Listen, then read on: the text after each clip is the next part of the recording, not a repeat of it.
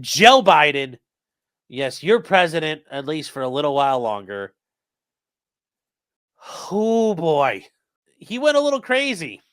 He announced clemency for nearly 1,500 Americans. 1,500 individuals are getting their sentences commuted, and are going to be placed on home confinement. And then these 39 individuals will be pardoned for nonviolent crimes. And we're going to get to some of the people involved in this because some of it's like, oh, I don't know. But anyway, Biden announced he's granting clemency to nearly 1,500 people, the most ever in a single day. And they've shown successful rehabilitation, a strong commitment to making their community safer.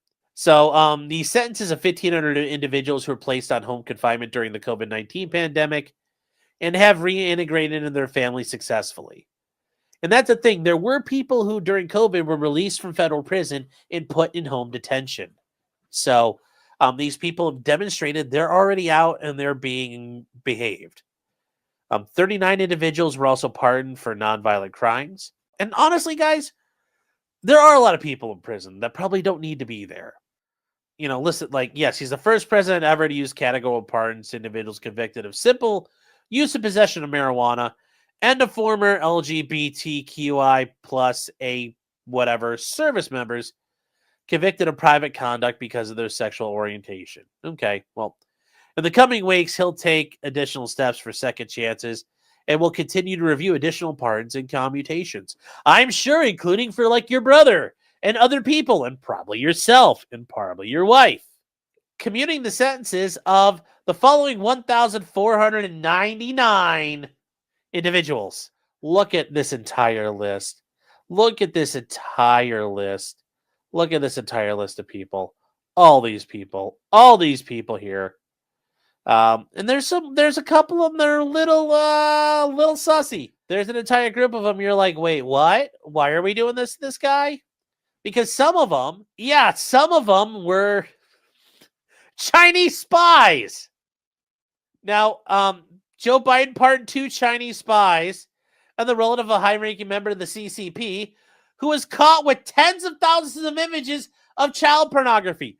47,000 images of child pornography, roughly, to be exact. 47,000 images of cheese pizza. And they were on his computer.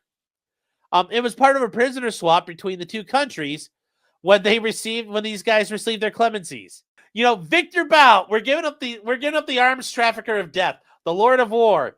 We're also giving up a guy with like terabytes of child pornography. Terabytes. These 2 of them were both convicted of espionage, were granted clemency last month, along with the guy who had 47,000 images while he was a doctoral student at Southern Methodist University. Now, here's the thing. Is this guy a pedophile? Probably. But also, if he's a spy, part of being a spy is when you have your source, sometimes there's, and, if you ever read anything where spies have talked about their jobs, you know, sometimes they want money, sometimes they want drugs, sometimes your source wants child pornography. Guess what? If your source is that important, whoever is handling you will give you what you want. Sometimes that happens. But anyways, yes, the one guy was attempting to steal aerospace and satellite secrets. This guy worked at the Chinese Ministry of State Security. They're basically their FBI and CIA, basically their KGB, to spy on tech companies in the U.S. And then 5 days later, the Chinese released 3 Americans who were serving prison sentences in the country. Mark Sweden, a businessman from Texas, who was arrested on drug-related offenses. You fucking idiot. Kai Lee, who had been held on espionage charges, which who knows if they were a spy or not. Then John Leung, who was sentenced to life in prison on spying charges. And it's interesting because, yes, the feds have been cracking down on alleged Chinese spies, both in state and local governments.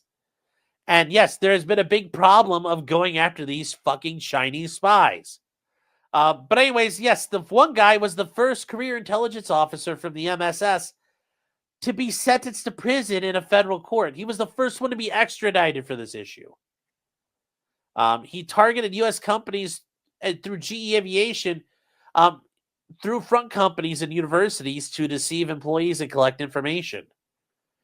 They also hacked computers in hotel rooms while his guests were taken to dinner.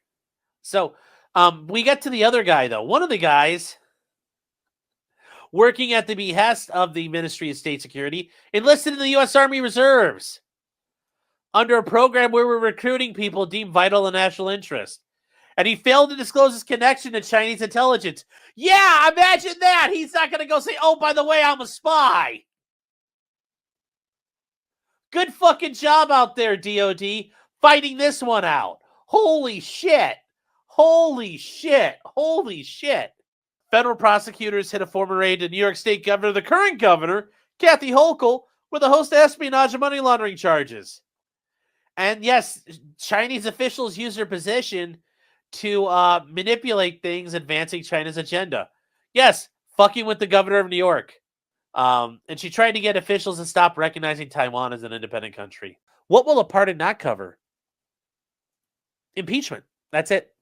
We're going to skip over to this part. And he shall have the power to grant reprieves and pardons for offenses against the United States, except in cases of impeachment. So basically everything but impeachment. It is called a plenary power. It's a power that's unlimited in scope.